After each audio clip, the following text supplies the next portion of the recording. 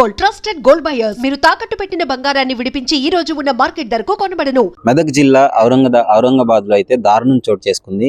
ఒక కసాయి కొడుకు తండ్రి 2000 కోసం నాలుక కోయడం జరిగింది అతి కిరాతకంగా కొడవలతో. ఒకసారి అర్థం చేసుకోండి, ఈ సమాజం ఏమైపోతుందో, ఎటు వెళ్తుందో అర్థం కావట్లేదు.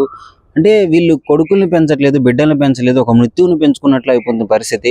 మనం జీడిమెట్లలో చూసాము, ఒక కన్న తల్లిని ప్రేమ కోసం చంపేయడం జరిగింది. అంతకుముందు పదవి కోసం కన్న తండ్రిని చంపడం జరిగింది. ఇప్పుడు మళ్ళీ వెలుగులోకి వచ్చిన ఘటన ఏంటంటే 2000 కోసం కన్న తండ్రిని నాలుక కోసాడు అతి కిరాతకంగా.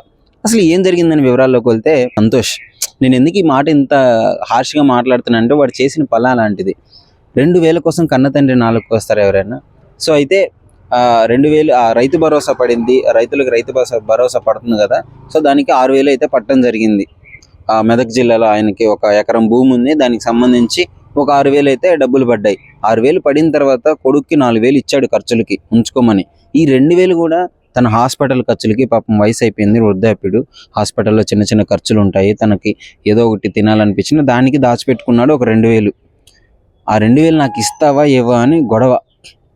తండ్రి చెప్పడం జరిగింది, ఈ 2000 నా హాస్పిటల్ ఖర్చుకి నేను వాడుకుంటున్నాను, నాకు హెల్త్ బాగాలేదు అని చెప్పినా కూడా వినకుండా ఆ 2000 నాకు ఇస్తావా లేదు అని చెప్పేసి వీళ్ళిద్దరి మధ్య ఒక ఘర్షణ అయితే మొదలైంది.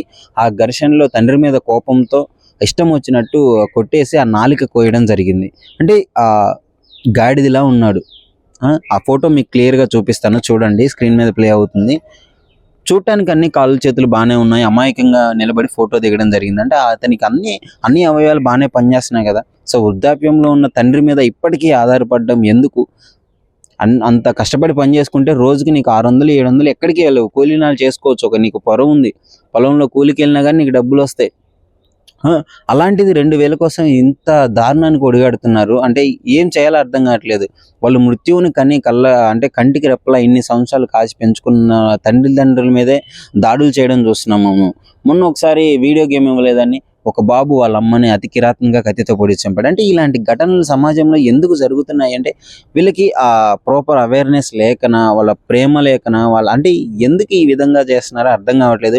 పోనీ వాళ్ళ మీద ప్రేమ లేకపోయినా చట్టం అంటే భయమన్నా ఉండాలి కదా. నేను ఇలాంటి పనులు చేస్తే నాకు శిక్షలు పడతాయి అది ఇది అని చెప్పేసి అది కూడా ఆలోచించట్లేదు. అసలు ఇంత విచక్షణ రహితంగా ఎందుకు తయారవుతున్నారో కూడా అర్థం కావట్లేదు. రాను అంటే వాయు వరుసలు లేకుండా అయిపోతుంది. తల్లి లేదు, చెల్లి లేదు, పిల్ల లేదు, ఎలా పడితే అలా బిహేవ్ చేస్తున్నాడు ఈ సమాజంలో. అంటే చాలా సిగ్గుగా ఉంది ఇలాంటి సమాజంలో ఇలాంటి న్యూస్లు వచ్చినప్పుడు. అంటే ఏం చేయలేకపోతున్నామే, ఎందుకు ఇలా తయారవుతున్నారని ఏం చేయలేని పరిస్థితి. ఒకసారి మీరు ఆలోచించండి. ఈ అభిప్రాయం పైన, ఈ సంఘటన పైన మీరేమనుకుంటున్నారు కామెంట్ రూపంలో తెలియజేయండి.